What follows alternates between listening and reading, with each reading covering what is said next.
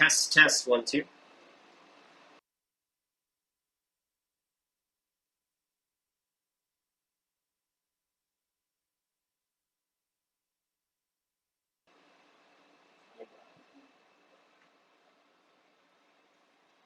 Test, 1, 2. Test, 1, 2. Test, 1, 2. All right. Okay.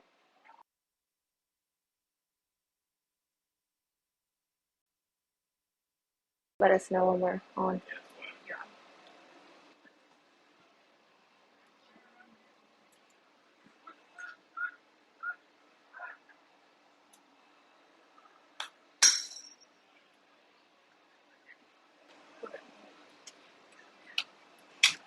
All right, we are in the top of the second inning. We apologize, everyone, for some of the issues we've been working ourselves through these first couple of innings. 1-0 Cotuit over YD, 1 out in the top of the second inning. Cotuit scored their first run in the top of the first with West Poley, joined by Perri Kitei alongside. Currently at the plate, it's Jacob Tobias for Cotuit. On for YD is Nick Judas out of the University of Louisiana Monroe. 1 ball, 2 strike count with a runner on second. This one lined over to short, catches made, throw back to second is not inside behind the runner. But YD does get 1 out. The runner has to stay put on a couple of balls caught by YD infielders. And there's 2 gone in the top of the second.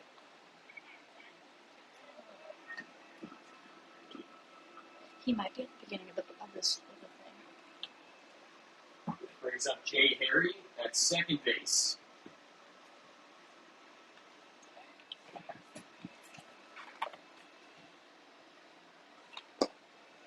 First pitch is down low for ball 1. Senior out of Penn State.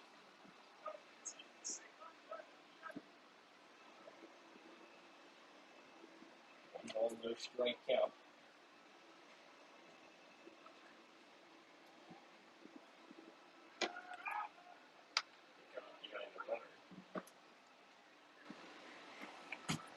These Cotuit base runners are taking huge leads.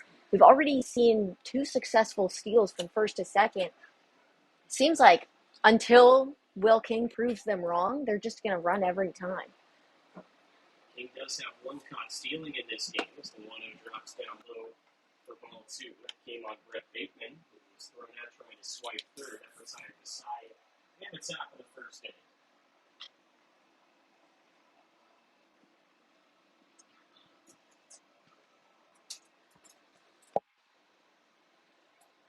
2-0 to Harry. Runner goes. Throw down to third is in time again. And again, that ends the inning. 2 runners trying to steal third. Will King's got to move down. We're through an inning and a half. It's 1-0 Cotuit on the Kitei broadcast. Let's go.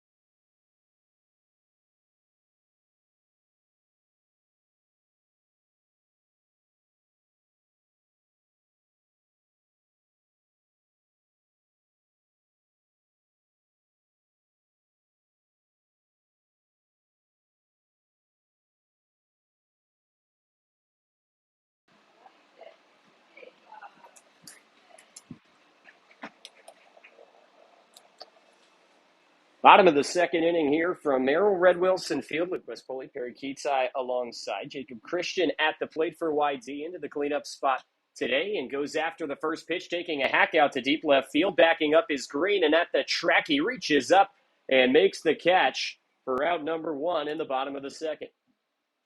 Solid contact from Christian, just a little bit off the barrel, but that's the furthest ball has been hit so far today. So that will bring in Brady Day. Moved down in the lineup, hit second yesterday, hitting fifth today out in right field. First pitch today burns the top part of the zone for strike one.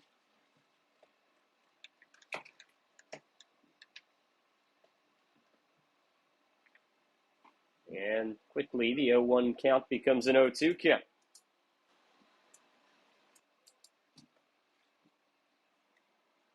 No balls, 2 strikes from the windup and the pitch. Swung on and missed for strike three. It's 3 pitches and a strikeout for Joe Whitman. And the left-hander out of Kent State now dealing through an inning and 2/3.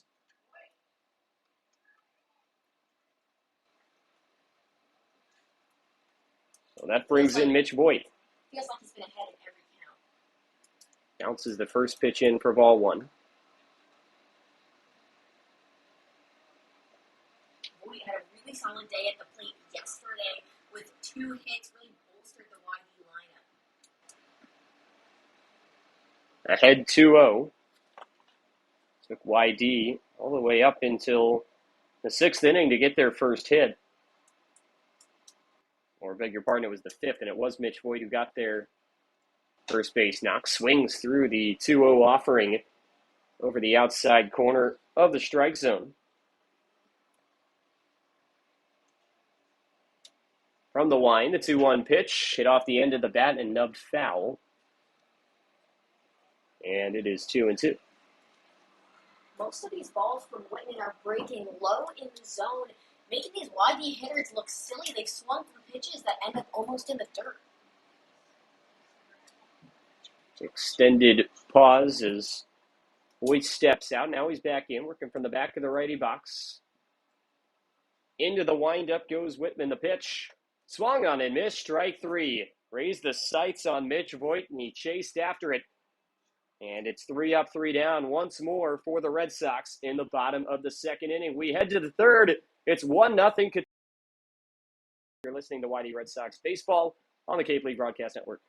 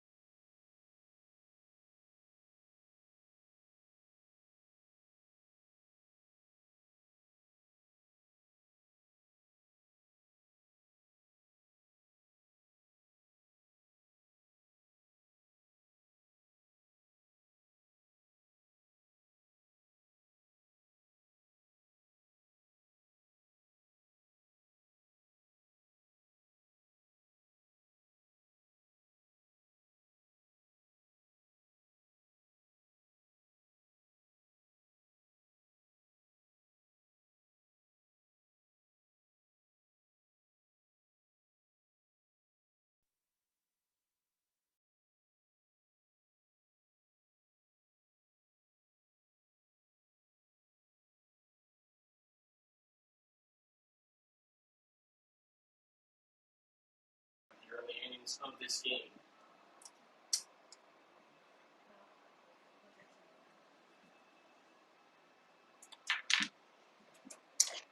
Jacob Sharp at the plate. Pops the first pitch foul into the backstop. Ninth man in the order to come up. Junior from UNLV, Whittier, California. 0-1. Drops just low. 36 games started for the Rebels this season. Hit .335. Mike Roberts going old school, putting the catcher in the 9-hole. 1-1 finds the inside part of the zone. Sharp did his best to sell that one came inside. Mike Griffin calling balls and strikes behind the plate tonight. Called it strike 2.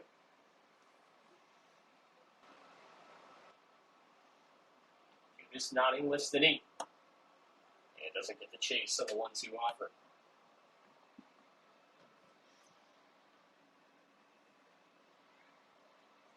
Two balls and 2 strikes to Jacob Sharp. Top of the order on deck. Brock Rodden has scored the game's only run. And a 2-2 bounces in. Sharp lays off. And it's another full count. Those have been a common occurrence so far in this game. Prior to UNLV, Sharp attended Fullerton College from 2021 to 2022, and he was the West Coast League co-MVP of the year. And he takes ball 4. Third walk issued by Nick Judas. He's now dealt out 1 each inning. And that flips the lineup back to the top of the order we go. Brock Rodden makes his way to the plate. Lefty walked and came around to score.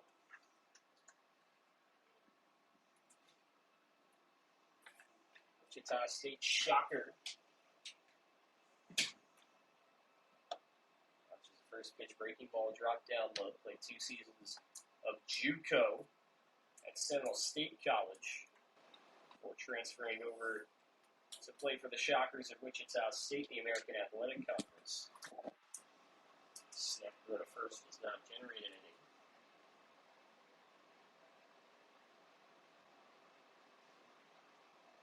One ball and no strikes to Brock Rodden. Hopping around on first base, Jacob Sharp, as the pitch is swung through for strike 1 by Rodden. As Steven yesterday, Rodden is settling into these pitches in these middle innings. Started off missing the zone, falling behind in counts, but in the second and third has been much more consistent to start off these at-bats. Flies up high on the 1-1 offering. Sharp hopping around on first is not a steal threat. Did not steal a base this spring. There's a very small lead over there on the right side. Rodden swings and misses after he was ahead 2-1. That evens the count. 2 balls, 2 strikes. 1 out in the top of the third inning. Cotuit leading 1-0, and the man at the plate has that decisive run. That's Brock Rodden. Throw over to first. Judas caught Sharp leaning towards second base there. And a little closer than he would have been.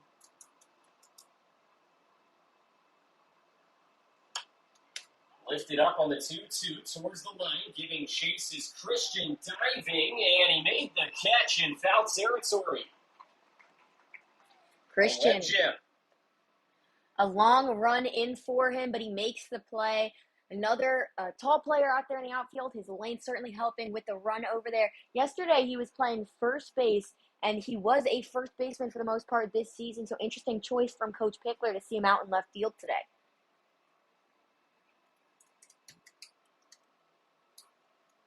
So that will bring up Brett Bateman with a runner on first and 2 gone as the first pitch sails high. How about that, first baseman? Think maybe that they don't have as much range playing over there. He's sticking in the corner outfield. He runs the ball down in foul territory.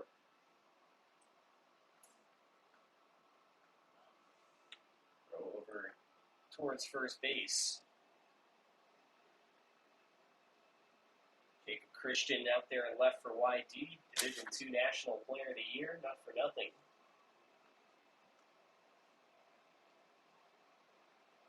One over to Bateman is floated foul on the left side. Bateman is 1 for 1. He doubled back in the first inning. That brought in Rodden, who was over on second base, stole a base partway through his at-bat, and then Bateman drove him home. He was then thrown out to retire the side in the first. 1-1, just missed a couple inches off the outside corner. Bateman had an outstanding year at the plate, batted .354, but an even better year in the field. Did not make an error, a 1,000 fielding percentage this season for Minnesota. The 2-1 pitch, outside for ball 3. Bateman plays collegiately in his home state. Played in the Northwoods League last season, native of Arden Hills, Minnesota. Low stance in the left-handed box, the 3-1. Outside, ball 4. So Bateman aboard for the second time. Judas yet to give up a hit in this inning. He's given up just 1 hit on the game. It was the RBI double to Bateman. But that's his second walk now in this inning, 4th total, and that brings up the 3-hitter Michael Carrico. Cotuit has had at least one base runner in every inning. Meanwhile, the Red Sox, no hit through 2, have yet to even put a runner on base. And 6 up, 6 down for YD thus far. Carrico flew out to left back in the first. First pitch to him. And that's in there for strike 1.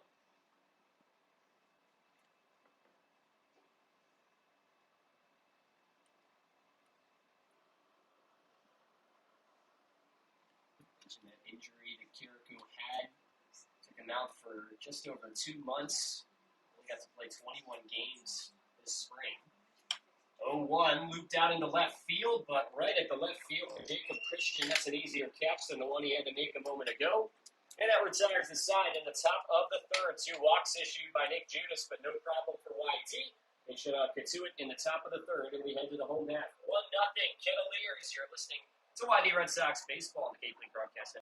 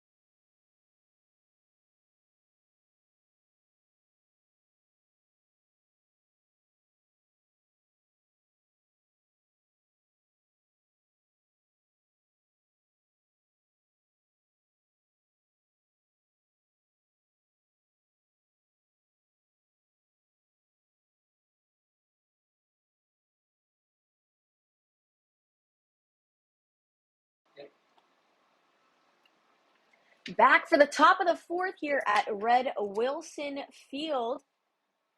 No pitching change for Cotuit as YD reaches the bottom of their lineup.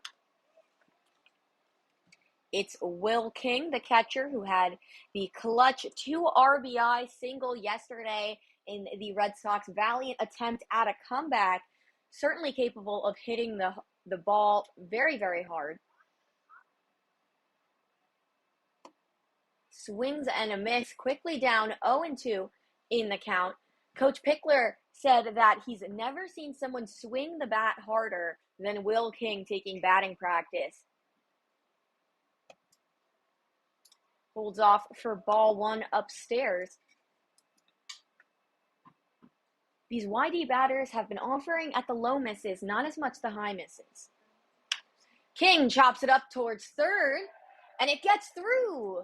A single for Will King, who keeps his batting average at 1,000 for the season. He's 2 for 2. Snuck right through that 5-6 hole, and the Red Sox have broken the no-hitter and have a base runner for the first time. Yeah, would have been a tough play, I think, over there on the left side. It's short and third. Hit it to the perfect spot. Both these pitchers going with the elevated stuff right now. Going near the top of the zone. King was able to get on top of one and just chop it. Brings up shortstop Collier Cranford, who offers at the first pitch but did not go for ball one. Cranford, and following him in the lineup, Jack Goodman, did not play yesterday. It should be noted that all of the substitutes that did not play yesterday for YD are in the starting lineup today. Cranford fouls it back into the fence. Goes to Kansas. He's a Jayhawk from Zachary, Louisiana. Transferred previously from LSU.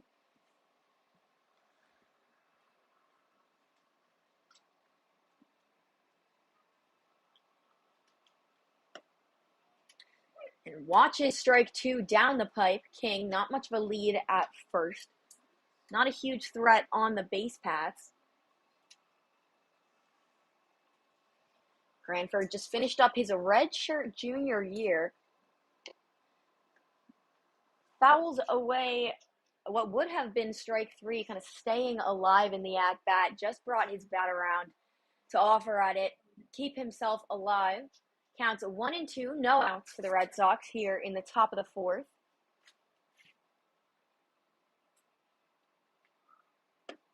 Swing and a miss from Cranford, and he goes down. Another strikeout for Cotuit.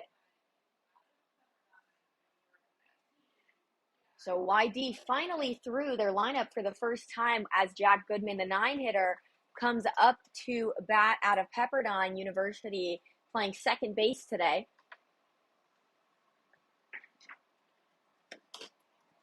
He watches strike one, just caught the outside corner on the off speed. Goodman was a really good high school player here in the state of Massachusetts. Runner goes, and the pitch is fouled off behind the plate, so King has to return to first base. Just hit the tip of Goodman's bat. I thought that it might have just been a passed ball, but it did hit the bat. King is now back on first. The Sox' first steal attempt of the day.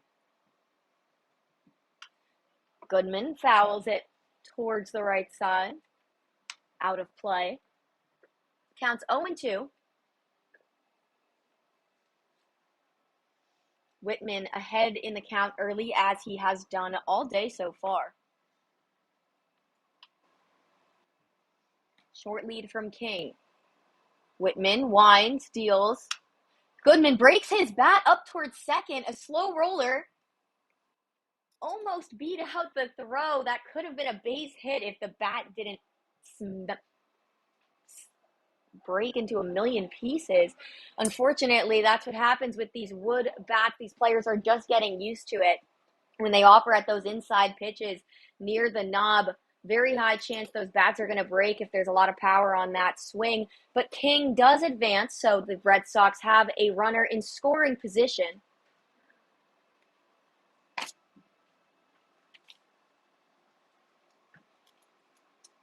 Flips the lineup, and in a one-run game, this is where you need the top of your lineup to come through. You only have one hit so far. It was not hit very hard. Nick Mitchell check swing, but went around for strike one. He was a very important part of YD's attempt at a comeback yesterday. Laid down a perfect bunt, beat it out at first, would have beaten it out anyways, but the pitcher did fall on his face in attempting to field the bunt. So That was a spectacle to watch, certainly. But Mitchell now back at the plate. Not a bunt situation with 2 outs on, but a chance to advance the runner, tie this game. Take strike 2, just kissed the outside corner. Counts are 1-2 to Mitchell. 2 outs in the top of the 4th at Red Wilson Field. The pitch. Swing and a miss. He goes down, and the Red Sox strand a runner in scoring position on second base. A hit and a broken bat for the Red Sox are going to bring us to the bottom of the 4th inning. Cotuit back up to bat after this break.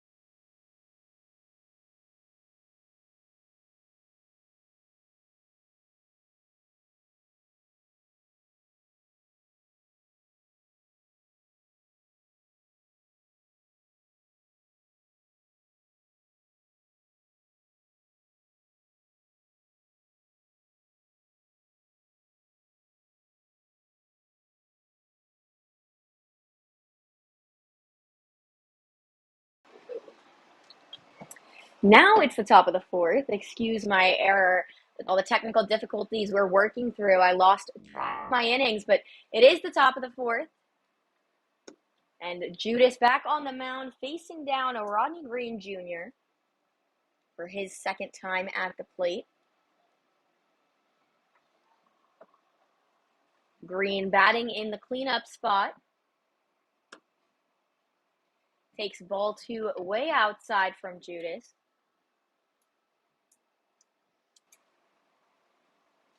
Again, another one of those lefties packed at the top of this Cotuit lineup. Swing and a miss for strike 1. Judas finding the zone late in this at-bat.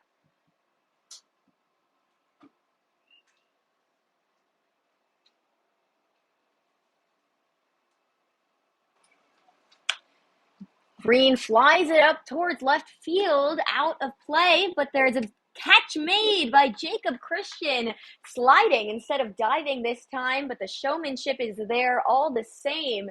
The play is made for out number 1 of the inning. And they're really big foul territories on both sides of left and right field here at Wilson because of where the bullpens are placed. That ball's probably out of play at a lot of other ballparks, but stays within the reaches here in this one that allowed Jacob Christian to make that catch. Ryan Galaney watches strike 1, kiss the bottom of the zone. The 3rd baseman batting in the 5 spot. Currently in the transfer portal, so we'll see where he ends up. Watches strike 2. Mason, Ohio, played at Boulder High School. Very very good program in the Cincinnati area. Barry Larkin played. The 0-2, swing and a miss. He goes down for a strikeout, out number 2. 2 up, 2 down so far here in the top of the 4th for the Red Sox as Judas settling in, finding his zone and his control.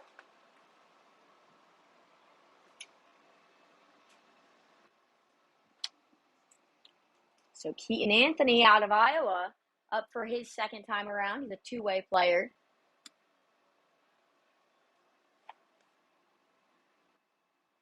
Anthony had a 4.95 ERA this season to go alongside a 389 batting average. It's not so bad. Anthony fouls it up behind us. Counts a 1-1. Yeah, Hawkeyes had a really, really good year. Some strong play in non-conference. Wasn't for the Maryland Terrapins, may have won a Big Ten championship this year.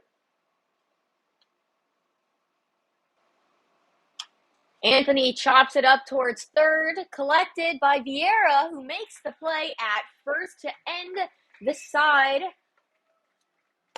No hits, no runs, no errors, and nobody left on base in the top of the 4th. We will be back. Thanks for listening to the Cape Cod broadcast.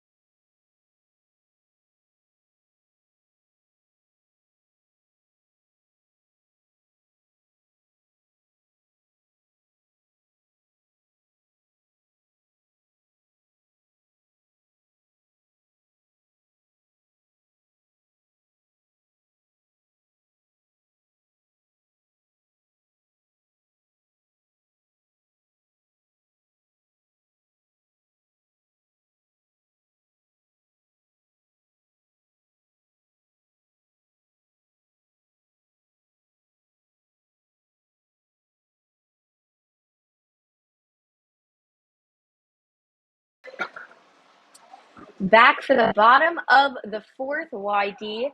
Back up to bat. Cotuit still leads 1-0 here on a beautiful sunny day at Red Wilson Field.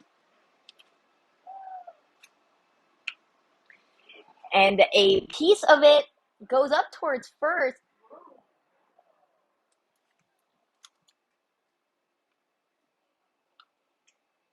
Wow, that was certainly a start to the inning. So Max Vieira comes up to bat, pulls back on a check swing, but the ball hits his bat and stays in play. He tries to beat it out at first, and Tobias, the first baseman, with a somewhat aggressive tag over there, pushes Vieira out of the base path. The play is made and the out is collected, but what a way to start the inning. That definitely caught me off guard. Just a little number. Fortunately, that Vieira didn't get hurt there. It was partially of his own doing, trying to get out of the way of the tag. Kind of threw himself off balance, and then the tag got applied, and that finished him off, pushed him down. Hunter Hines swings through for strike 1. Counts 2-1 on him. Moved up from the 4 spot to the 3 spot from yesterday. Hines, a first-team All-SEC selection this year as a designated hitter thanks to his 22 home runs, batted just below 300. He takes strike 2 on the outside corner.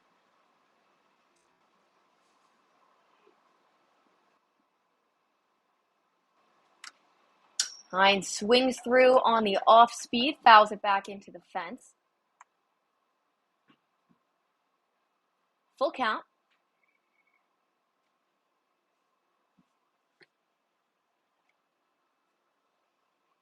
Whitman, the payoff pitch.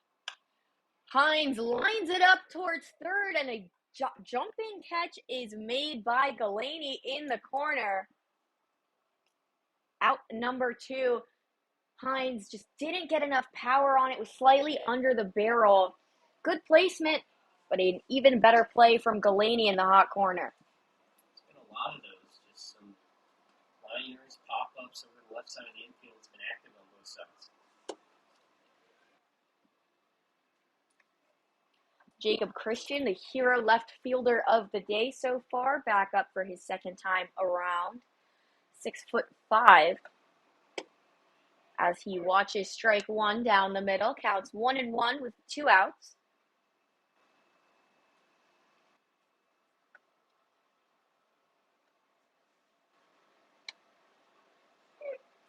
Strike 2 touches the top outside corner. Christian now behind in the count.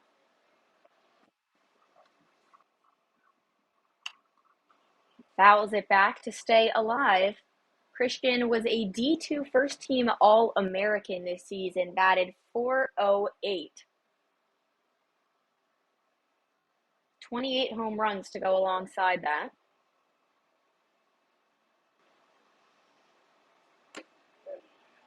And a called strike 3 on the inside will end the inning. Christian heads back to the dugout, and we head to the top of the 5th. I'm Perri Kitei alongside Luke West Poley on the Cape Cod Broadcast Network.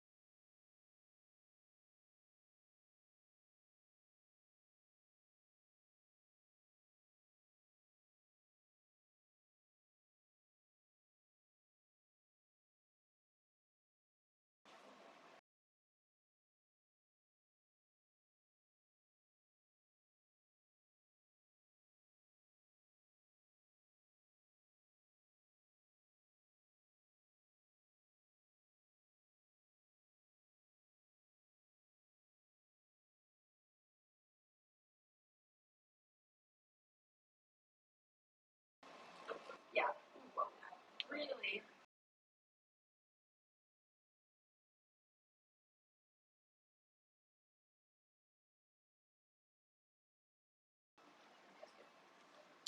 Back for the top of the 5th, and YD has a new pitcher on the bump. It's Parker Bard out of Dayton, keeping in fashion with yesterday. Coach Pickler making the pitching change through 4.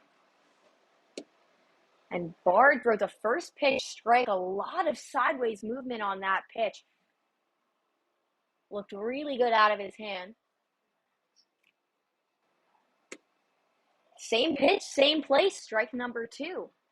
Facing down first baseman Jacob Tobias out of Arizona State.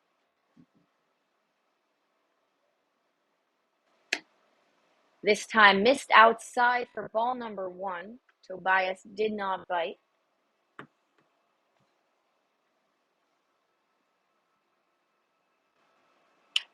Tobias chops it up towards second, fielded by the shortstop over to first. Nice play by YD that bounced over Bard's head, but Collier Cranford managed to pick it up, get it over to Hunter Hines at first, and YD has 1 out here in the top of the 5th. Yeah, Bard trying to go back to that slider got it over the plate, chopping ball over the mound. Those are very tough on the fielders when it gets right over the pitcher's head like that. But nice job by Cranford to come across and get the out. Jay Harry, the second baseman in the 8th spot up.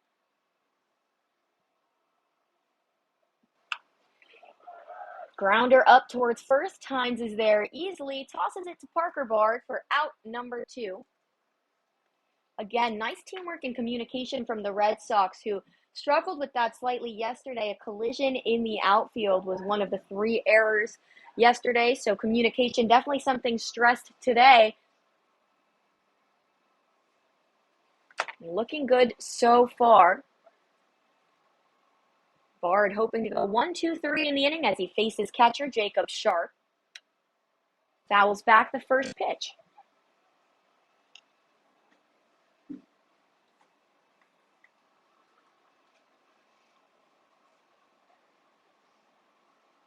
Bard nods, winds and deals, outside, ball 1.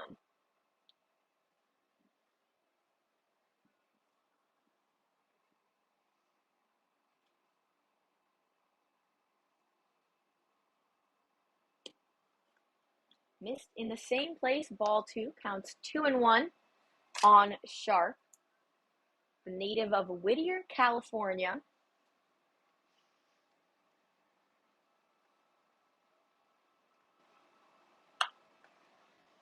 Sends a high foul ball over that left fence. Some kids over there chasing after it. Sizable crowd here at Red Wilson Field today. There's people seated on the hills, in the bleachers, anywhere they can find space, even in the outfield, a tradition of this park. The off-speed from Bard misses inside for ball 3.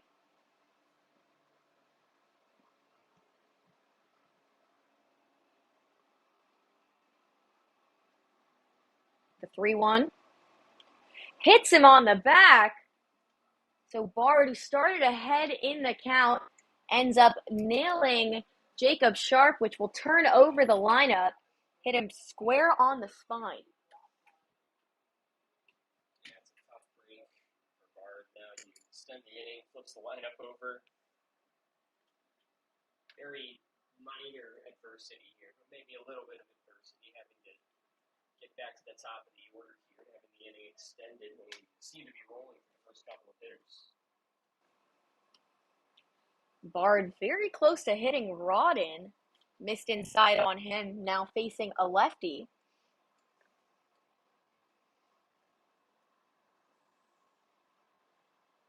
Checks his runner at first. Almost no lead over there. Sharp, no stolen bases this season. But Brock Rodden had a steal attempt earlier today, so he's definitely a threat if he can reach first. 2 balls, no strikes. Rodden swings through, strike 1.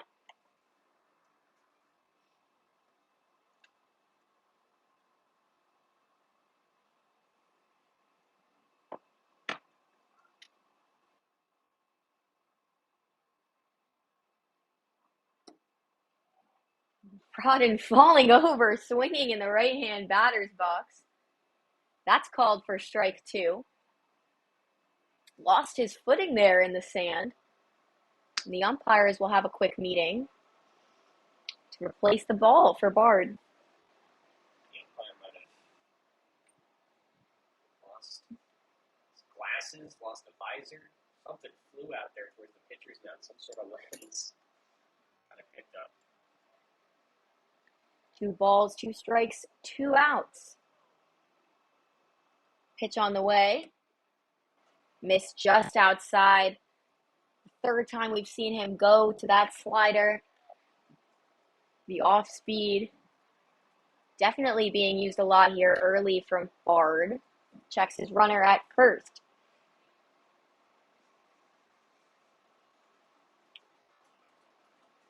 And it hits Rodden on the shoulder, so that's 2 in a row for Bard. And now we reach Brett Bateman in the lineup. Bard had such a strong start, was ahead in the count, retired the first two batters he faced, and now has hit two in a row. He's getting that backdoor slider in. Things are working well for him. He's got some swing and miss as well, but struggled to find that inside part of the plate still. It's mostly been working outside the left-handed hitters that's been working so well for him thus far.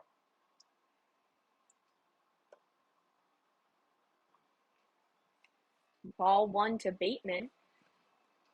Sharp with a bigger lead on second than he had on first. Unlikely we'll see the steal attempt at third, given how Will King has already put out two, especially since Sharp is not known for his base stealing.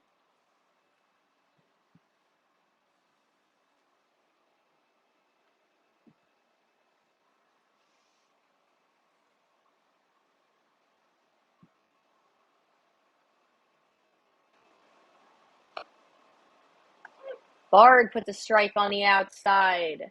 Counts 2-1.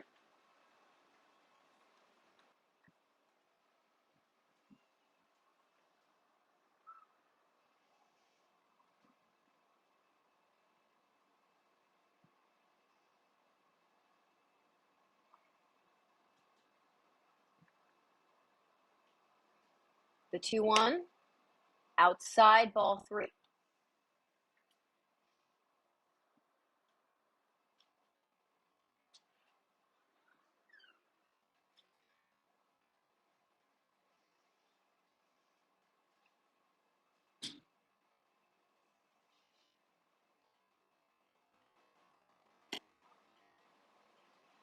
Inside, ball four, and that's three free passes in a row from Parker. Bard loads the bases. Still 2 outs for the Red Sox, but now Michael Carrico, the designated hitter, has a chance to do some damage.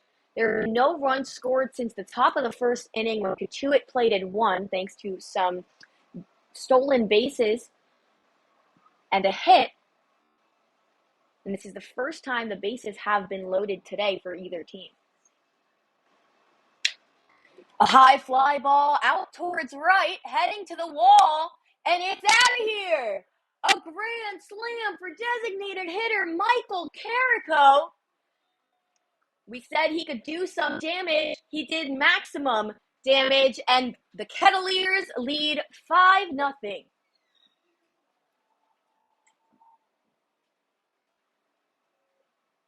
Just went over the plate. It's unfortunate for Bard. It looked like he was going to go through the lineup 7, 8, 9, and instead had that hit by pitch to bring up the top of the order, and then got his own head a little bit in a couple of batters and left one over the plate. First pitch strike to Rodney Green Jr. Chance to recover here for Bard and the inning.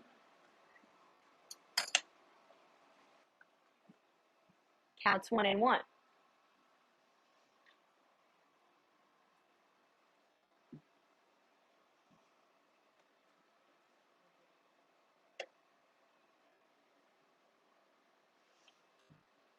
So Cotuit on just 2 hits, a few free passes, now have 5 runs on the board.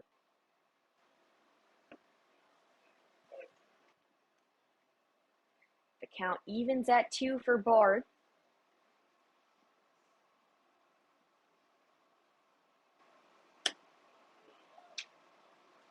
The count runs full.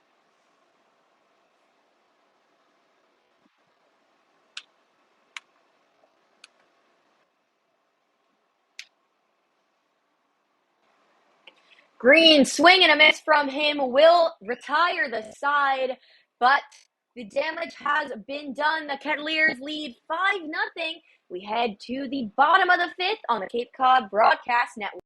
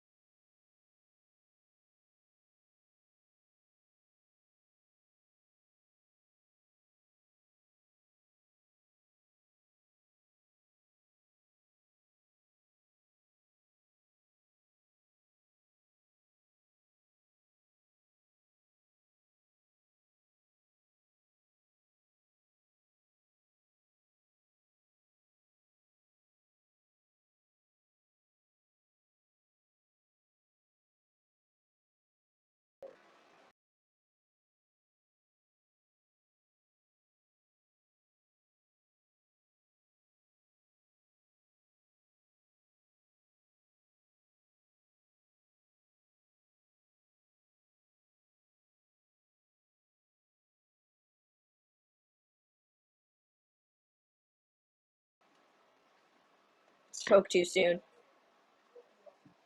Oh my god. It's the bottom of the fifth. And the Kettleers still have their starter on the mound. Whitman back for the fifth inning.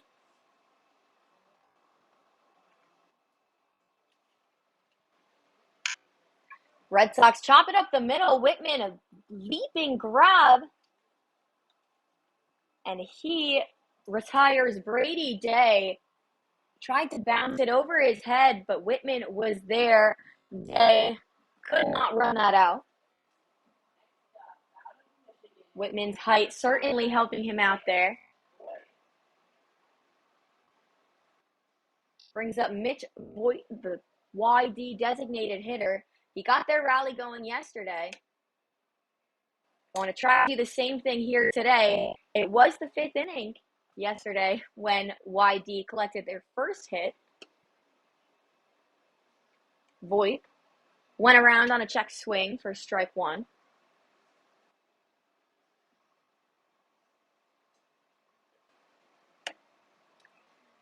Whiffs on strike two.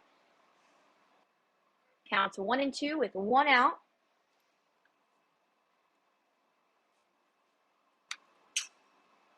Voigt fouls it back into the fence.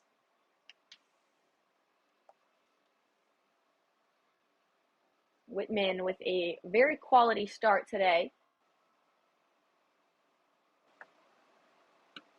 Voigt swings and misses for strike number three. Another strikeout for Whitman. 2 up, 2 down so far for the Red Sox in the bottom of the fifth. 8 strikeouts for Joe Whitman now for 4 1/3. He has been on. Kent State Golden Flash having a day here for Cotuit opening day. Will King, the catcher, pops one up towards left field, and it drops in front of the Cotuit left fielder, Rodney Green Jr. So Will King on base again. He's really been a bright spot for the Red Sox. Yeah, Will King has done well through these first couple of games. Had himself a couple of hits. He's floated that one out to left field. He swings really hard, but he's had a couple balls that weren't hit exceptionally hard that found their way through.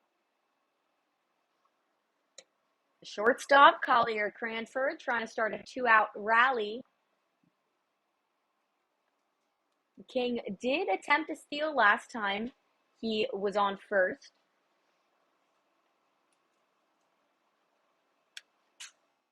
Cranford fouls back, strike one.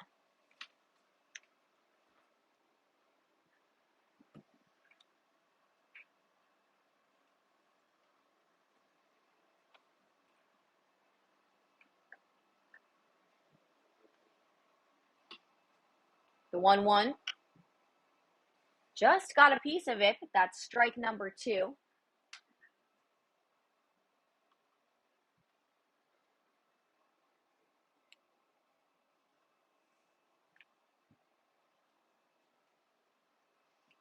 Whitman could end it here. And he does. A swing and a miss from Collier Cranford. Strikeout number 9 for Whitman. And that's the fifth inning here at Red Wilson Field. I'm Perri Kitei alongside Luke West Poley on the Cape Cod Broadcast Network.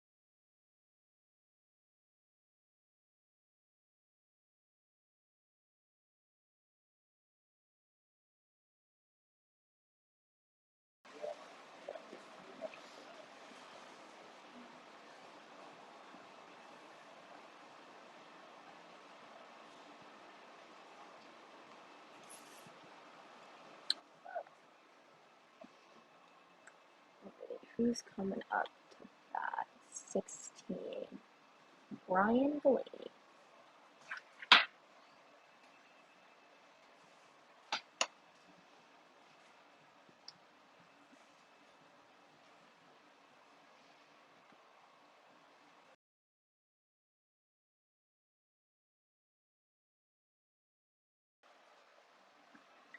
Top of the sixth at Red Wilson Field.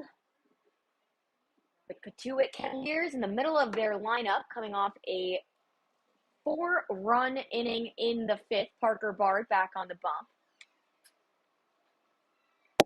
Blaney fouls back the first pitch.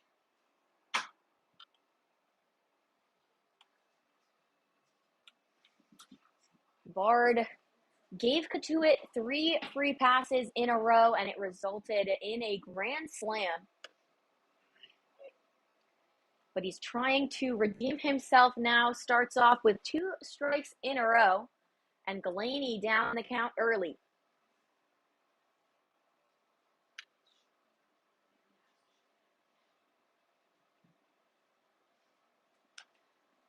Fouled back just off the tip of his bat. Galaney this season at Wofford batted .383 with 88 hits on the season. 17 of those were home runs and 15 were doubles. A lot of extra base hits. Sends a fly ball into center, sprinting back to the fence, and makes the grab is Nick Mitchell. 1 out for the Red Sox. They'll throw the ball around the horn.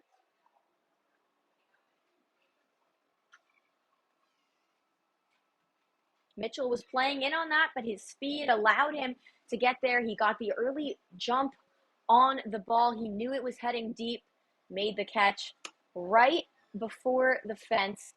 There is no warning track at Red Wilson Field, and in the past, these outfielders have run into the fence. Swing and a miss for strike 2. And that's a pinch hitter, Jacob Corson, out of Bucknell.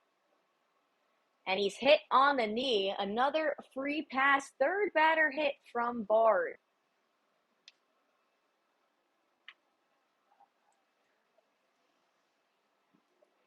Corson, the outfielder, was a second-team All-Patriot League selection for the second year in a row in 2023.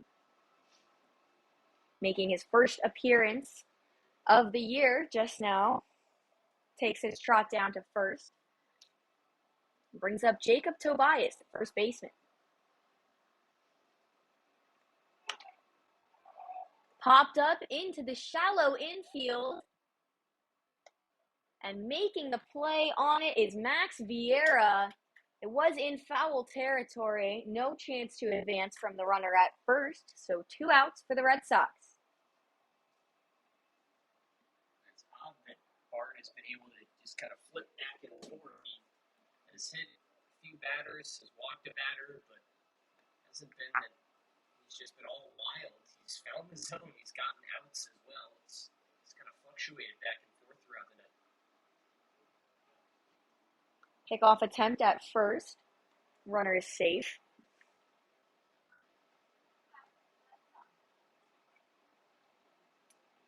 Jay Harry, the second baseman, batting in the 8th spot. Another pickoff attempt towards first. Harry just finished up his senior year at Penn State University. Got a couple Big Ten players on this team. Keaton Anthony out of Iowa, a few out of Minnesota, and Harry out of Penn State.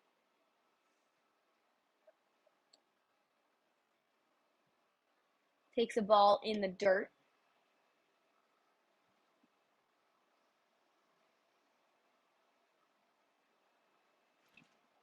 Harry's father, George, played baseball at Wake Forest, the number 1 team in the country right now. Not sure how they were back in the day. Certainly a well-developed program. That's misses for ball 2.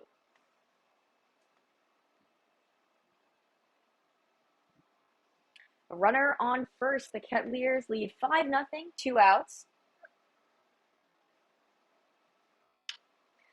A slow roller towards first. Hunter Hines fields it over to Bard, bobbled it slightly, but it didn't matter, and that retires the side. No more damage done. The score remains 5-0 Kettleers, and the Red Sox will be up to bat in the bottom of the sixth.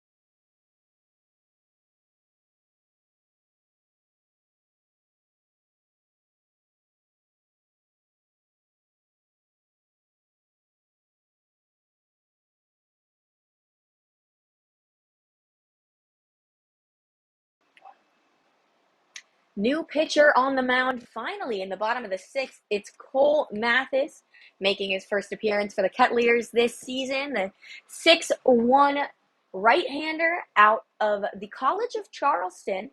Just finished up his sophomore year. He's a two-way player. He started in the infield when he wasn't starting on the bump this season.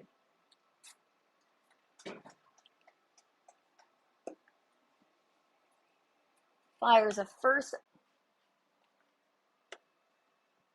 Huge cut misses from Vieira.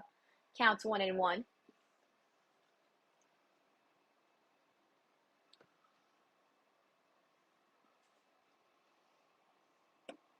Vieira late on it again, and that's strike 2. Mathis making these hitters miss. The 1-2. Outside. Ball 2.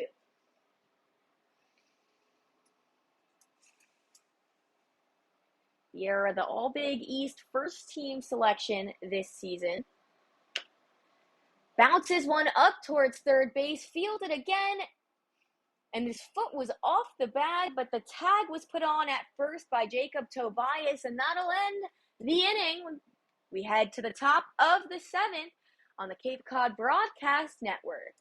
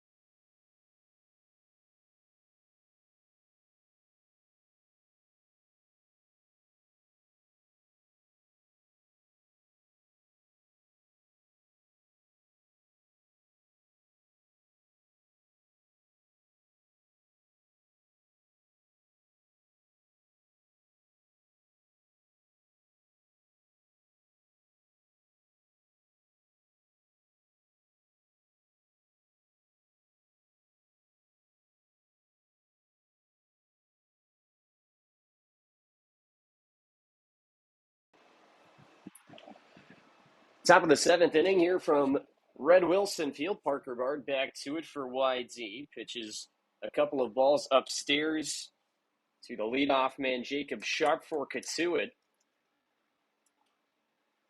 The 2-0 pitch flies outside for ball 3. Bard has had trouble with hitting batters. He's plunked 3 of them in addition to his 1 walk. Gave up just 1 hit, but it was a grand slam. 5 runs off 2 hits in the game for Cotuit. 3-0 pitches right down Broadway. Nicholas Poley, Perri, Kitei alongside. Home opener for YD. We'll be back here tomorrow. Same time, same place. The 3-1 pitch. Flown up in the air, foul on the right side. YD taking on the Brewster Whitecaps tomorrow afternoon turned evening at a 4:45 p.m. start. Payoff from Bard on the way. And it's down low for ball 4. Jacob Sharp is hitless on the day, but he's been hit by a pitch once and has now walked twice. And that flips the lineup over back to the top. Brock Rodden has also reached base twice despite being hitless.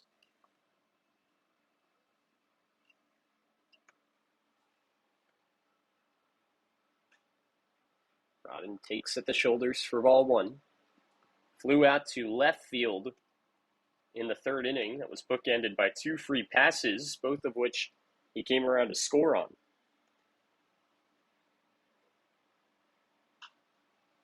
Fastball poked foul the opposite way. Evens the count on a ball and a strike.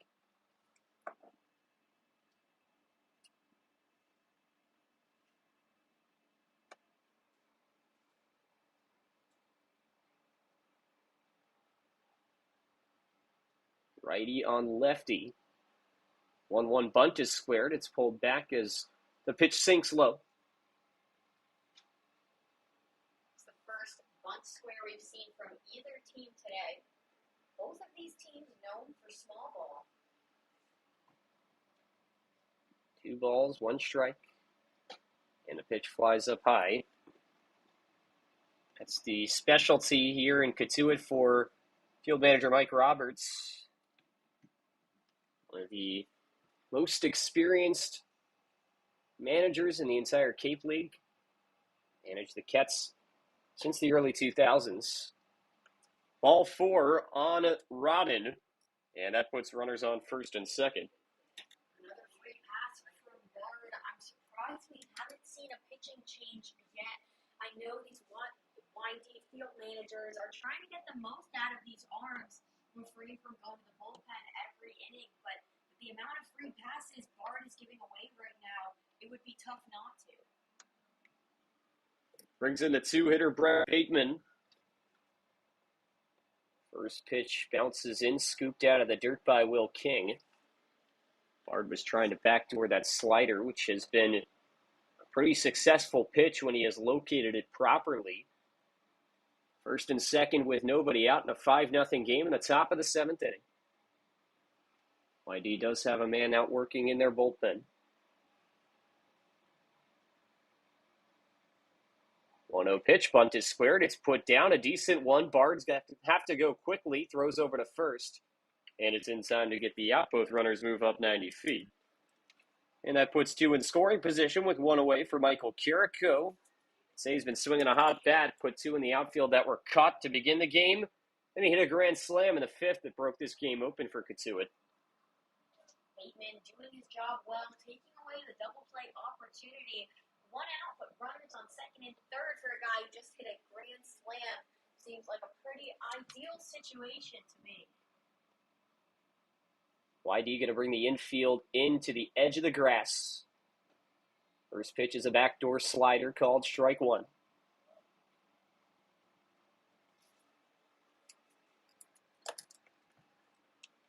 Carrico, as mentioned, all 3 of his at-bats have resulted in a ball leaving the infield.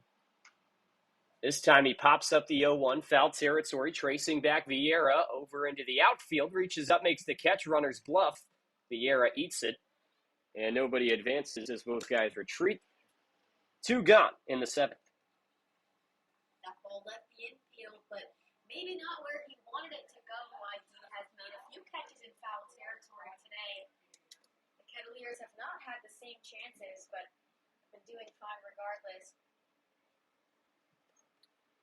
Rodney Green at the plate. One of 3 Kets that has not reached base in this game yet. First base is open. 2 outs, runners on second and third. Bard still going out of the stretch. Just a couple inches off the outside part of the plate that time, making 1-0.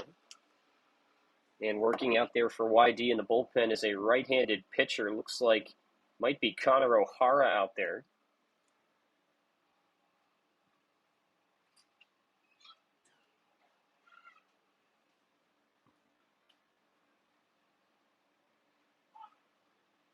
Time is called.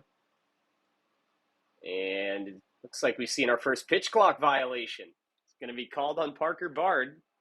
First one of the season. There is a pitch clock, just like in college here in the Cape League, and that will make it a 2-0 count, called ball 2. It was a long hold for Bard before he was going to deliver that last pitch. Now in a 2-0 count, there's a swing and a miss, back pick to third, and it's not in time. Some nightmares potentially for those watching after the YD game yesterday, and the winning run scoring on an errant back pick to third base that was thrown into left field. Scored the 4th run for the Harwich Mariners, gave them the opening night victory yesterday evening. The 2-1 drops down low to Green for ball 3.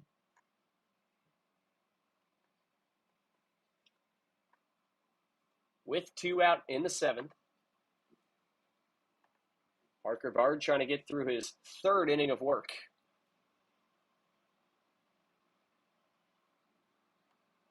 And the pitch. Lifted up, left center field. Backtracking is Christian. Still going back at the wall. It's off the base of the wall. 2 runs are going to score. Pulling around second and now jumping back. Rodney Green has himself a 2 RBI double. And Cotuit tacks on a couple more. Here in the top of the 7th, it's 7-0 Kettleers. And without missing a beat, Scott Pickler out of the dugout for YD. About time, honestly, for Pick to leave the dugout. Bard never really found consistent control through these last 3 innings. And it seemed in all of them, he'd get to 2 outs, and the most damage has been done on 2 outs. Green, his first time on base for the day, gets 2 around. I would not be surprised to see Parker Bard's day end here. Point goes to the bullpen, and we are going to get a new pitcher into the game for YD. Parker Bard goes 2 2/3, and now YD will place the burden on a new man coming to the mound, and that will be when we return. We step aside in the top of the 7th inning. It's 7-0 Kettleers here on the Cape League Broadcast Network.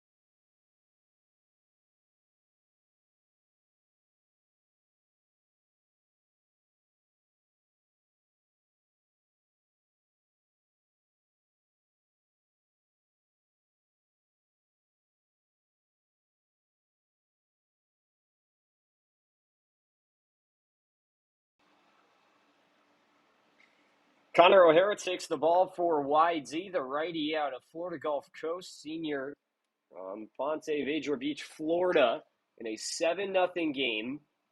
Cotuit out in front of the Red Sox.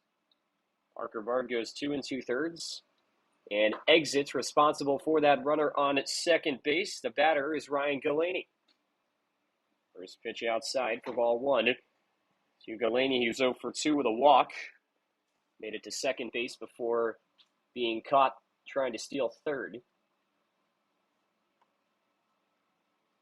Just 2 hits off Parker Bard, but 3 walks, 3 hit batters, 1 strikeout.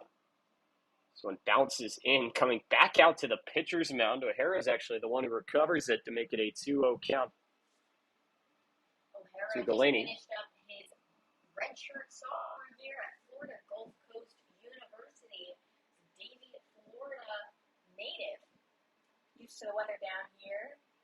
Pretty nice night coming in the shadows, starting to creep across Red Wilson Field as we hit 6:30 p.m.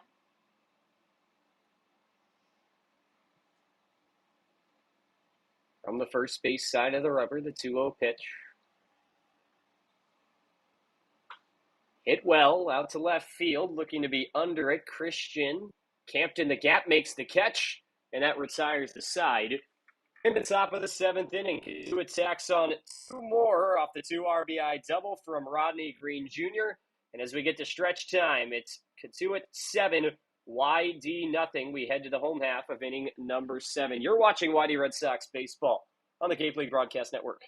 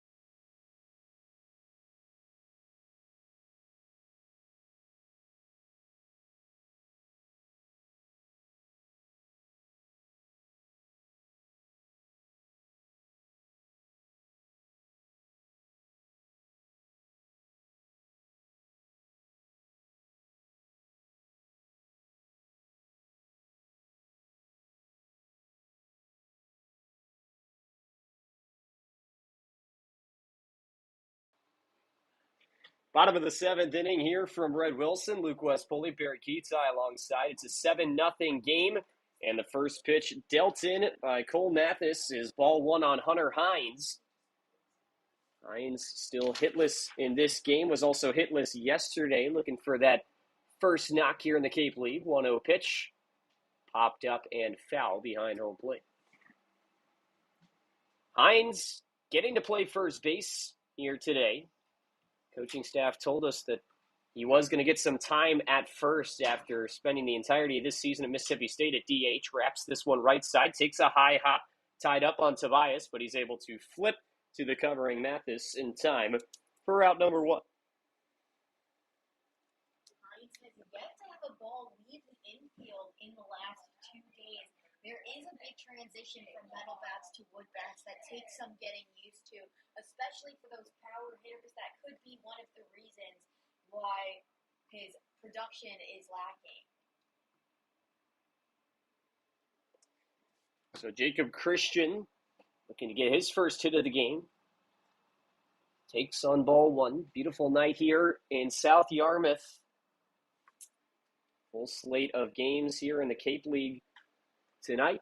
Popped up right side. This may stay fair. Calling off from second base. Harry makes the catch.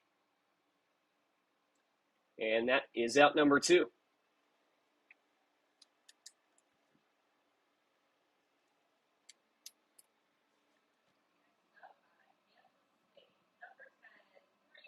So Brady Day, the Kansas State Wildcat, stands in. The lefty is 0 for 2. First pitch is in there for strike one.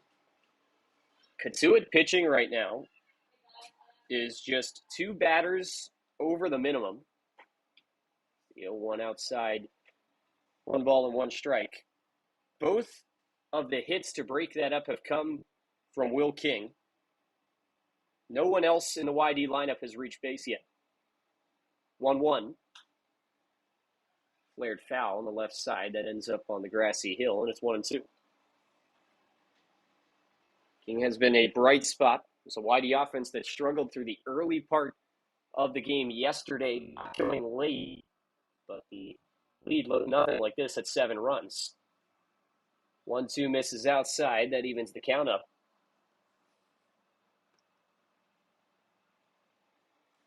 Two balls and 2 strikes. And a pitch. Breaking ball in on the hands, fouled off.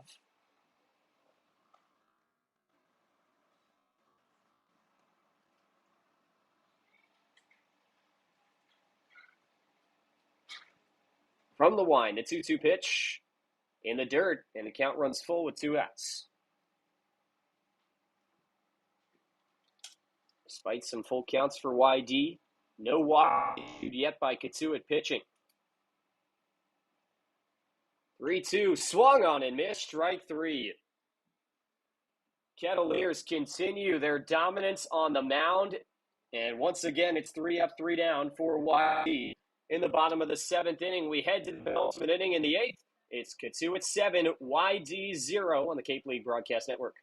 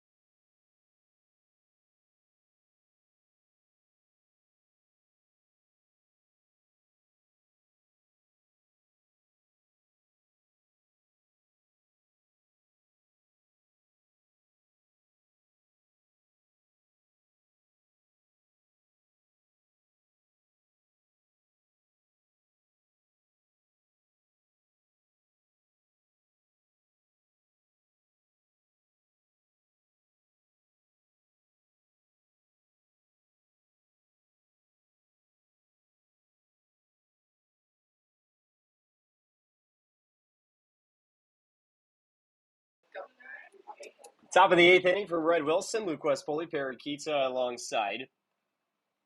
And to start things off for Cotuit, it's Jacob Corson, who last came up in the 6th as a pinch hitter and was hit by a pitch.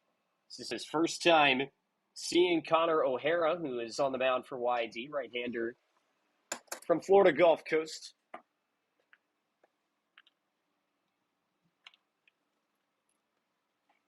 Swing and a miss on the 1-0 evens the count. So we talked about YD's offensive struggles. Really, it hasn't been a bad day pitching-wise outside of that 1 inning. 1-1. Just misses off the outside corner. Parker Bard, just a tough break, walked the bases loaded and gave up a grand slam at 7 runs off 3 hits for the Kettleers in this game. 2-1 misses outside for ball 3. Corson finished up his junior year at Bucknell. He's a native of Muncie, Pennsylvania. 3-1, hit on the ground, over to the second, smothered by Goodman, and he throws for out number 1. Solid play by Goodman. That was a hard hit ball, but he was there, got the break on it, and protected that ball with his whole body. Was not going to let that sneak past him. So now Jacob Tobias is in. He's 0 for 3. A line out and a pop out to the infield, as well as a ground out to short. Golfs at the first pitch. They have gotten a small piece of it, but regardless, strike one. So for YD's offense, Will King, the catcher, making his first start after coming in as a pinch hitter yesterday, is 2 for 2. 0-1 misses outside. The rest of the YD lineup, King is in the 7 spot, so 8, 9, and then 1 through 6 are a combined 0 for 20. They have not been walked. They have not been hit by a pitch. No one has reached base. 1-1 is hit up in the air, foul off the end of the bat. That drops near the bleachers, and it's 1-2. It's been a pitching masterclass from Cotuit today. The Red Sox quite the opposite, but they have been clean in the field. 1-2 pitch. Hits off home plate. Joe Whitman, the starter for Cotuit, was supposed to start yesterday in their opening day before it was canceled to weather. Some starting pitchers really need to get that mind right.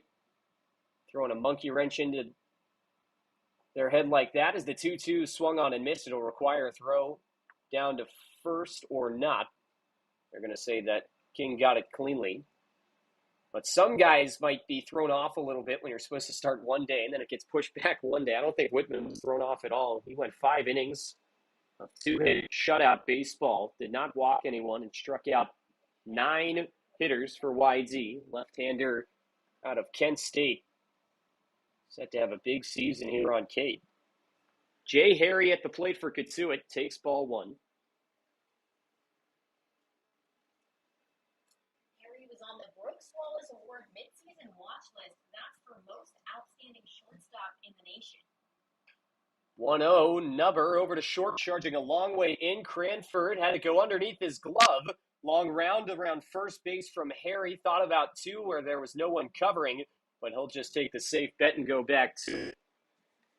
So just as we mentioned, the fielding for YD, that would have been an extremely tough play for Cranford. And they are, I believe, going to rule that a base hit. The ball just didn't have enough speed on it for the shortstop or the second baseman to get there with enough time to make that play on first. But both of them missed it anyways. That ball actually ended up rolling into the outfield. But Harry stayed on first. Jacob Sharp has reached base all 3 times. Runner goes. Throw down to second is not in time. Nearly coming off the bag. He did. Runner is thrown out at second, and that retires the side. The throw was late, but oversliding the bag, a base running mistake from Cotuit, and YD faces the minimum in the top of inning number 8. As we head to the home half, still 7-0 Cotuit. You're watching YD Red Sox baseball on the Cape League Broadcast Network.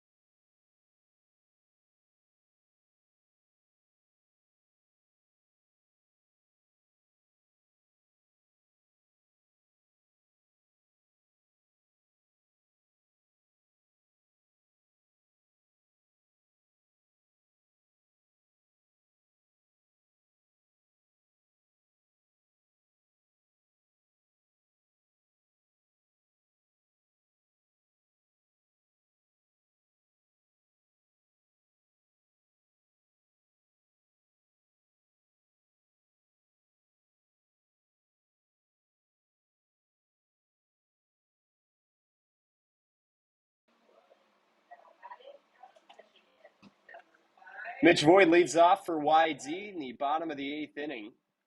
It's Cotuit 7, YD nothing as Voigt stands in, running on 2 strikeouts right now. First pitch clips the corner for strike 1 from Cole Mathis, who's back out there, inning number 3 of work for him.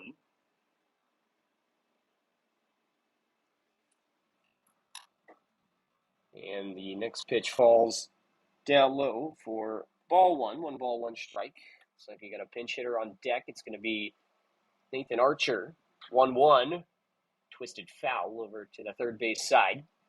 Archer will be in for Will King, who has the only 2 hits for YD and is also the only YD batter to reach base in this game. 1 ball, 2 strikes. From the windup, the pitch. Breaking ball, just missed off the outside part of the plate. 2 balls, 2 strikes. Mathis finished his sophomore year. We actually share a birthday. 2-2 outside ball 3. Something I noticed when I was doing some prep work. He had a really solid season this year at college at Charleston, going 5-1 in 14 appearances, 60 innings pitched. 3-2, grounded up the middle, base hit. Mitch Voigt has himself another single after picking up a pair yesterday.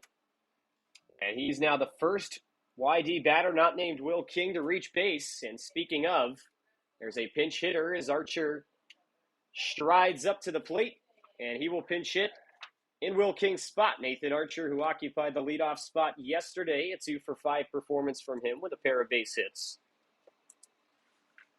I think we might see a bunt laid down here. Archer, one of the fastest guys on the team. Coach Pick. Take strike 1.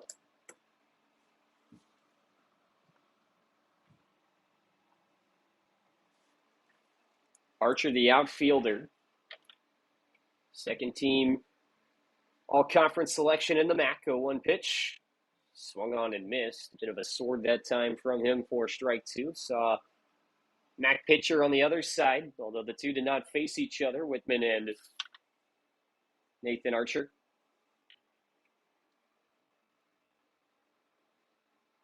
Behind 0-2. Corner infield in. And the pitch lined up the middle, base hit. Voigt digs into second. He'll stop there. It's back-to-back singles to begin the inning. And the 7th spot in the lineup between Will King and Nathan Archer, now 3 for 3. You know, I was going to say that I didn't quite understand the decision of pinch hitting for the only guy that had hit for you so far today. But again, Coach Pick with the pinch hitting masterclass as he did yesterday when he subbed in Will King. And now YD, 2 runners on to start things off. And now we get time called behind the plate, as Jacob Sharp wants to go out and talk to his pitcher briefly. It's a conversation that breaks up in an instant. There was, in between innings, a side armor that was warming up in the Cotuit bullpen. Out of the stretch, third base in, first pitch sinks down low for ball 1. Collier Cranford, 0 for 2 with a pair of swinging strikeouts. And now we will see a coach out of the dugout for the Kettleers. And it looks like a call to the bullpen. There's a guy with a maroon jersey on running in from the right field fence.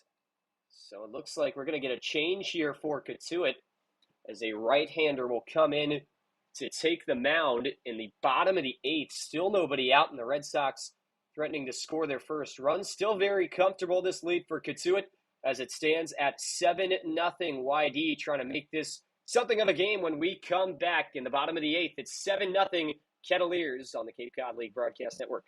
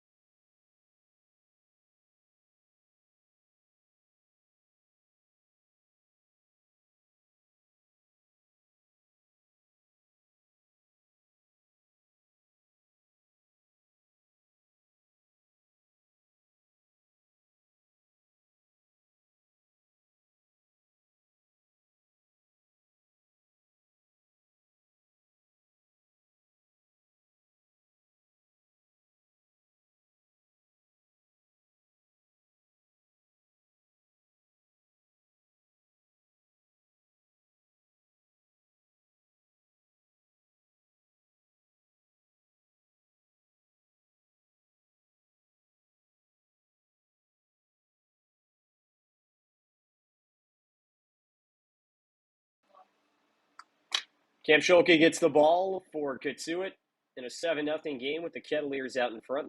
Poley, Perri, Kitei alongside. Bottom of the 8th inning. And Collier Cranford is at the plate facing a 1-0 count.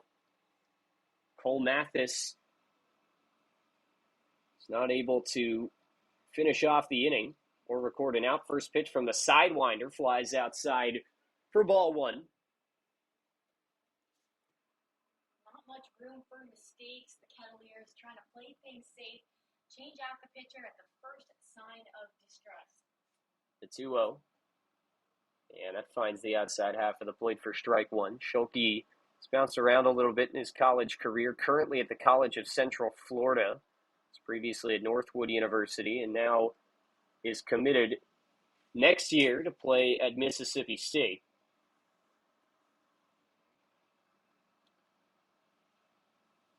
Two balls, one strike to Cranford, and the pitch swung on and missed. That one just ducked below the bat for strike 2.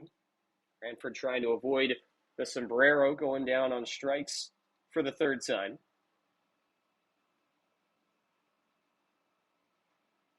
The 2-2 pitch outside for ball 3, and it's a full count. Cranford occupying the 8th spot in the lineup for YD. Jack Goodman is on deck for the Red Sox, followed by the top of the order.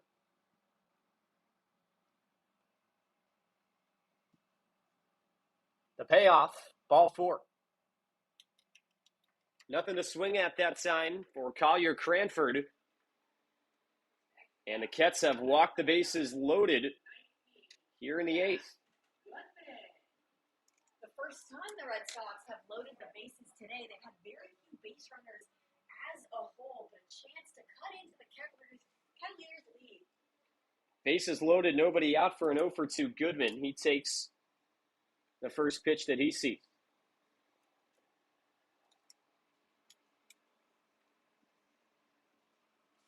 One ball, no strikes.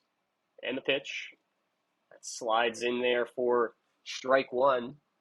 Nasty one. Looked like might be tracking to hit Goodman on the shoulder. Instead, jumps right into the heart of the strike zone. 1-1. Flared off the end of the bat down the line. This is going to drop in fair territory. 1 run scores. Goodman on his horse to second. Here comes run number 2. Throw comes into 3rd. And YD has their first couple runs of the game. It's a 2 RBI double for Jack Goodman that makes it 7-2 in the bottom of the 8th. Bottom of the lineup decided they have had enough of the 0-for days they had coming into this inning. Make things interesting. 5-run deficit now, but they're looking really strong as the lineup turns over. So that goes back to the top of the order. Nick Mitchell trying to snap an 0-for-3 day with 3 strikeouts. He's got 2nd and 3rd, nobody out. First pitch nearly hit him. There looks to be a much quicker delivery for Schulke when he throws his fastball compared to that piece that has more sweeping action. Lifted up foul on the 1-0. Favorable matchup here for Mitchell, the lefty. He can see the ball very clearly out of Schulke's hand with that sidearm windup. 1-1 pitch. Bunt is squared. It's pulled back. Jacob Sharp faked the back pick over to 3rd base.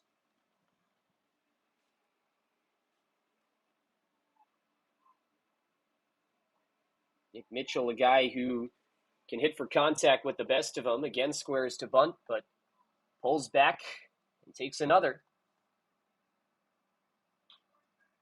At 354, reached base safely in 30 straight games for the Western Illinois Leathernecks this year.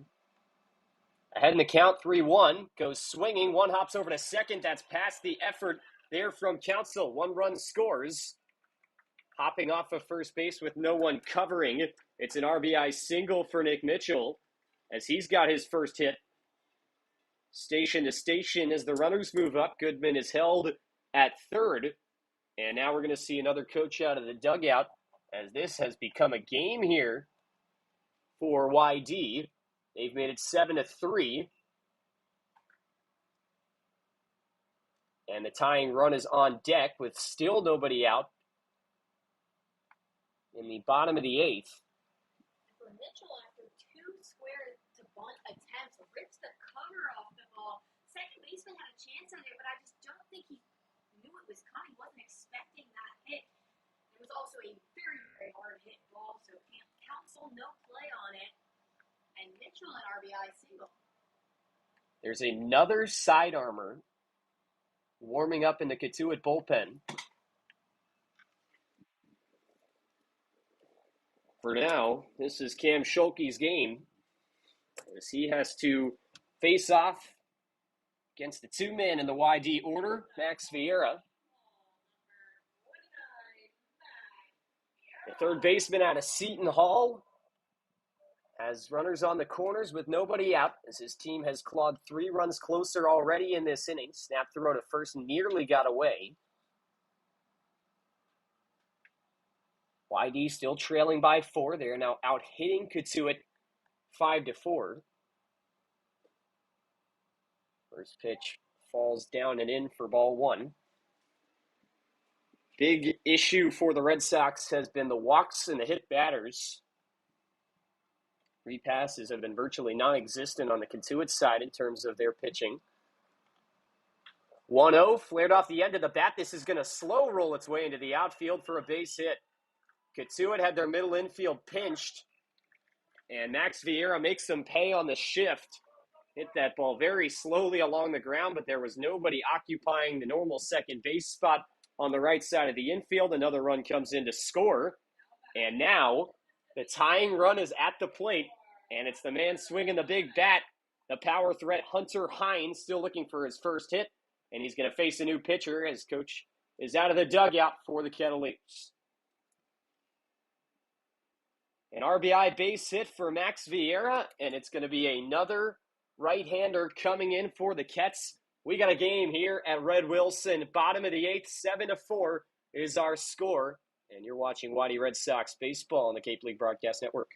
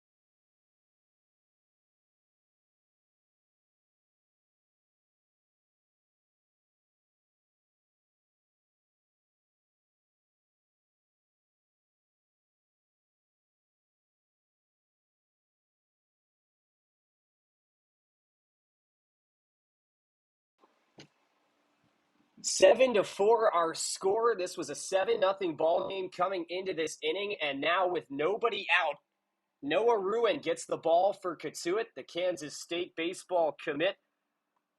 out of Tyler Junior College, faces off against Hunter Hines, who's the tying run at the plate. Hines goes after the first pitch, grounded over to second, turned on to get the sure out. The throw to first gets on by. It gets into the dugout. So Cotuit gets the lead runner, or not the lead, I should say, the middle runner, over at second base. But with the throw getting by, that will score a run. As Nick Mitchell comes across, Max Vieira is put out. Hunter Hines, though, permitted to go to second as that ball got out of play after it passed the first baseman in Jacob Tobias. And it's now a 7-5 game in the bottom of the eighth. First out recorded of the inning. And Jacob Christian at the plate with a runner on second. Pitch. Swung on and missed for strike one. Ruin has an absolutely nasty stat line. Yes, it was a junior college season.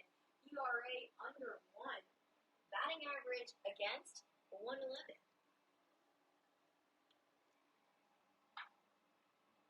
Duhopper in fair territory over to third. Seed on to first is in time from Galaney. And he looked the runner back. So that's the second out of the inning. And Hines forced to stay put. Red Sox bring up their ninth man to the plate in this inning. And it is Brady Day who's trying to reach base for the first time. Jacob Christian, the first Red Sox player to not reach base in this inning just a moment ago.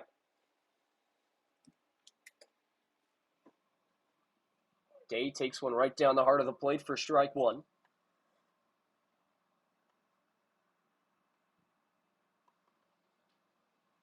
Bruin pitching from the first base side of the rubber out of the stretch in a righty on lefty matchup. That one rides in on the hitter Brady Day. He takes for ball one.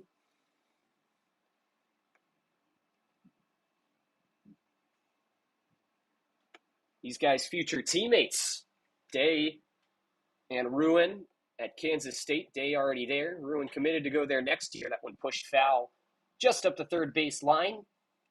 Nearly hit Scott Pickler. He got out of the way.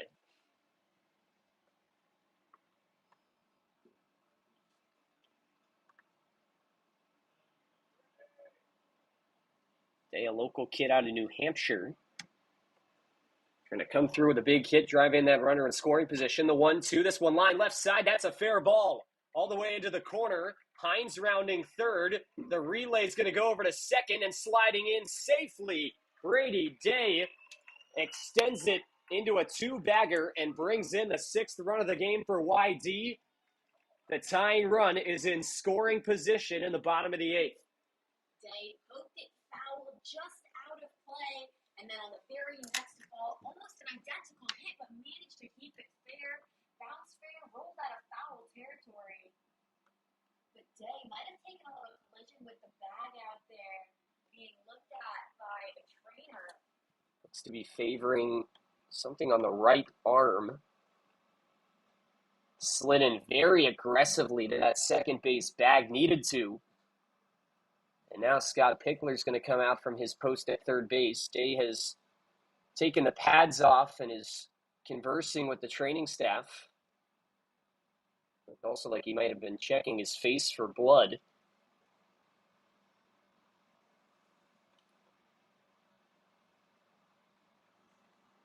So meanwhile, Brady Day is now the tying run. We were going into this bottom of the eighth inning, and it was a 7-0 game in favor of Cotuit. The Red Sox, as a team, were 2 for 22, with both hits coming from Will King. They had not walked. They had not reached base in any fashion other than the two base hits by their starting catcher. And now they've gone through the entire lineup here in the eighth inning. All but one player has reached base, and a tying run is in scoring position.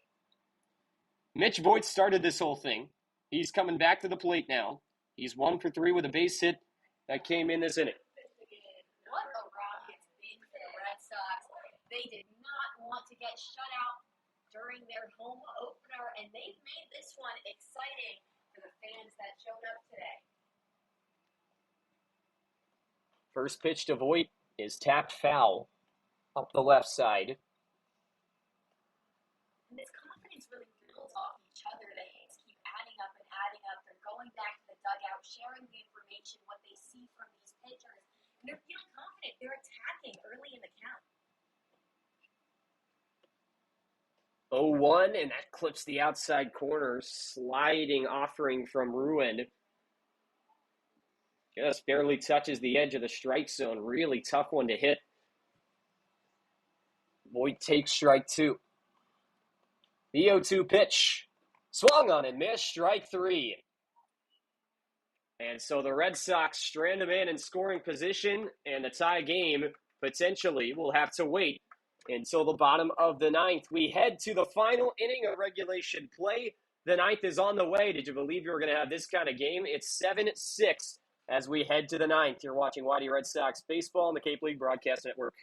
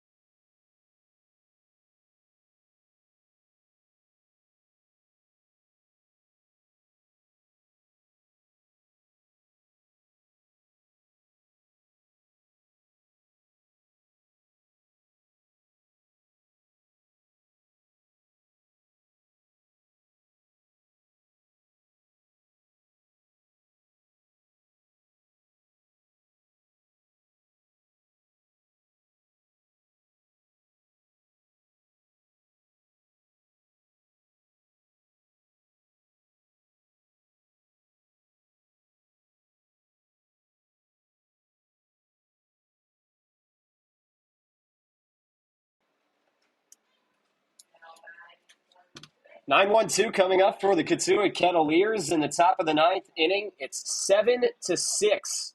Cotuit leading over YD. And all 6 Red Sox runs were just scored in the bottom of the 8th inning. YD has made this a game. They're out hitting Cotuit 7-4. But the free passes have hurt the Red Sox. They've tried to make their way back into this game. Connor O'Hara still on the mound for YD. Jacob Sharp has walked twice and been hit by a pitch. He's reached base all 3 plate appearances. First pitch at eye level for ball 1.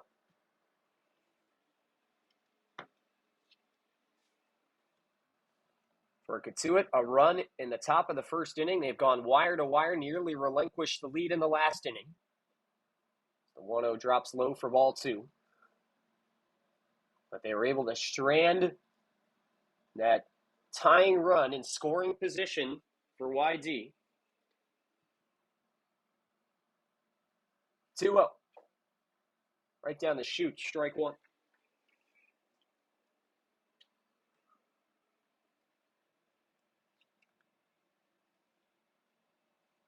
Three different pitchers saw the mound for Cotuit in the last inning.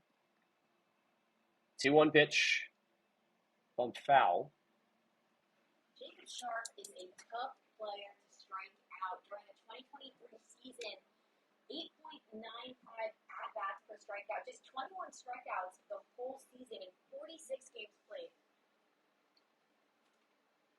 The knee lift and 2-2 comes in on him for ball 3, and the count is full.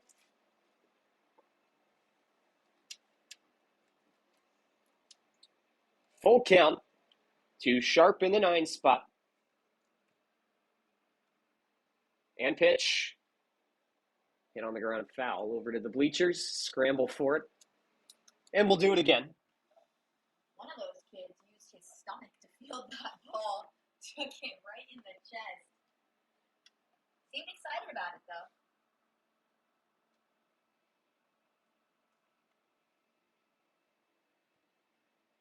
The 3-2 popped up foul.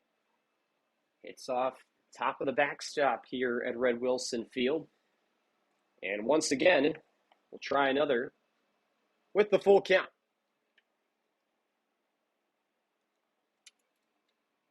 Three balls, 2 strikes.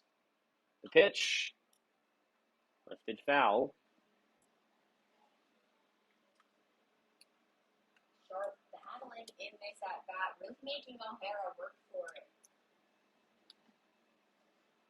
For O'Hara, so crucial with his team having all the momentum to get out of this inning quick, try to get those hot bats back up to the plate. The 3-2 hit on the ground over to short, waiting on it. It's scooped up by Crawford, and he sidearms to first. And that's 1 out in the top of the 9th.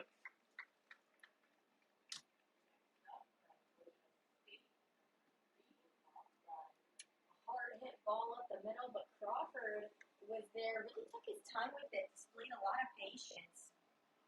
And now there is a meeting on the mound. YD does have a man warming up, and Scott Pickler's going to take the ball, maybe playing some matchups here as Connor O'Hara exits the game. Red Sox need to get 2 more outs here in this 9th to try and get up and get back into this game. When we return, it'll be Dylan Simmons taking the ball for the Red Sox. That when we come back on the Cape League Broadcast Network.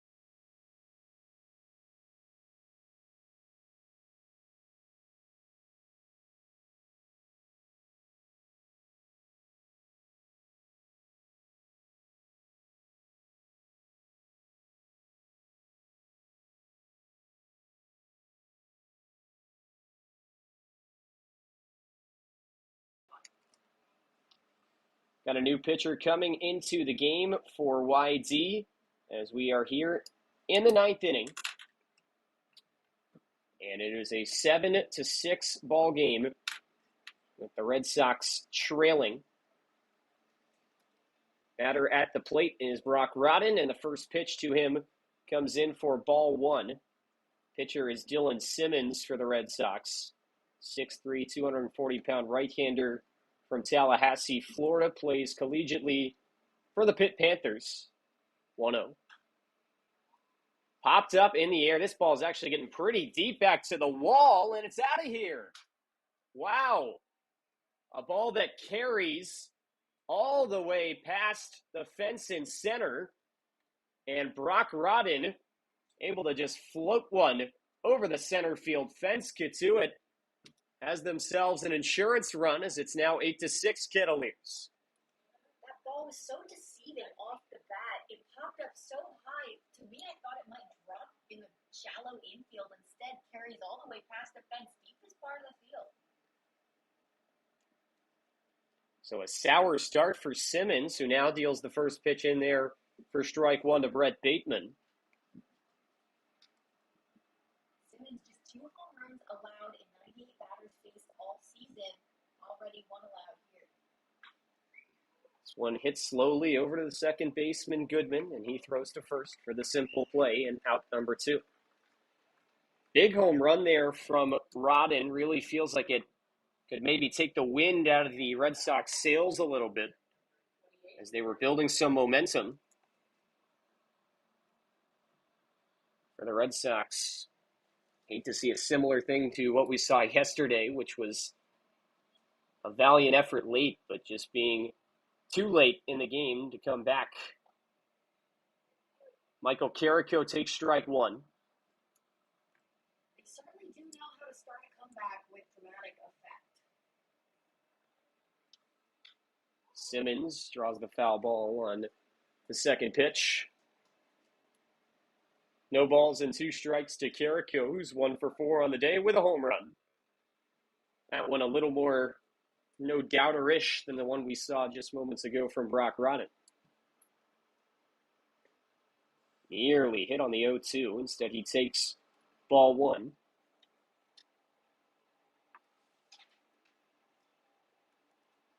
Base is empty. In a 1-2 count, righty on lefty. And the pitch. Wrapped foul. Still 1 ball and 2 strikes. Carrico has found the outfield grass and every single at-bat so far. 1-2 pitch in the other batter's box. Carrico won't chase, and that evens the count. 2 balls, 2 strikes.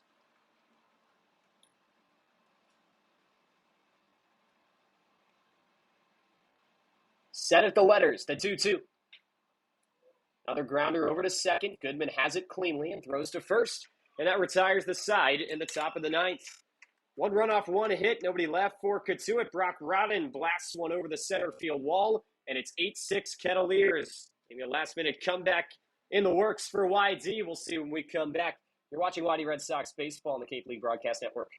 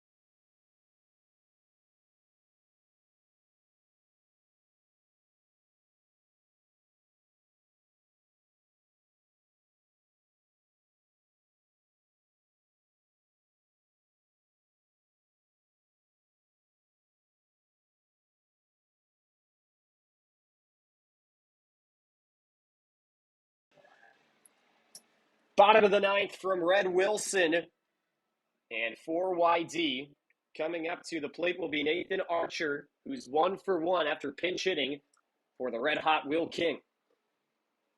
YD needs at least 2 runs to extend this game. First pitch is down and away for ball 1. Archer has been swinging a hot bat. He's now 3 for 6 on the season.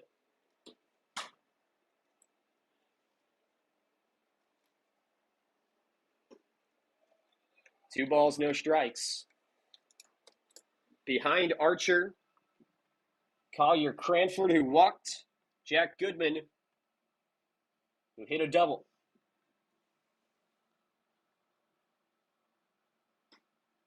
Two-0 framed on the outside corner for strike 1.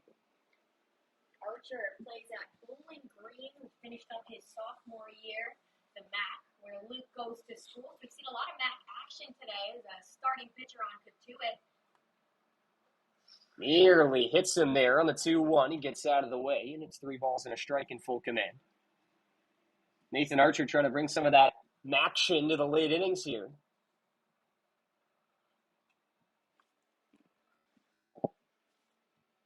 3-1. Chopped up the middle, over the head. Now at second base. It's fielded by Counsell, throws to first, and it's in time for out number 1. Tough play there from Brady Counsell, but he throws out the speedy Nathan Archer by just a quarter step. And the Red Sox down to their final 2 outs. We're going to get a pinch hitter here for YD. Enzo Apodaca, who started yesterday, is going to come off the bench. Enzo was 0 for 4 in the losing effort last night. Base is empty with 1 gone, righty on lefty. Apodaca smokes it up the middle, and it's caught. Ruin got it right in his glove. Apodaca hit it pretty hard, but just bad luck, hit it right at the Cotuit pitcher, and just like that, YD down to their final out. Unfortunate placement from Apodaca, but impressive reflexes from Ruin to make the play. Would have been painful if he didn't, but still impressive nonetheless. Jimmy Evans going to pinch hit. He's the last hope for YD. 2 outs in the ninth in an 8-6 game. Evans takes one that gets all the way to the backstop. Yesterday, Evans was pinch hit for in the 7th. Prior to that, he was 0 for 2 with a pair of groundouts, 1 to each middle infielder. Left-handed swinger committed to play at Duke next year.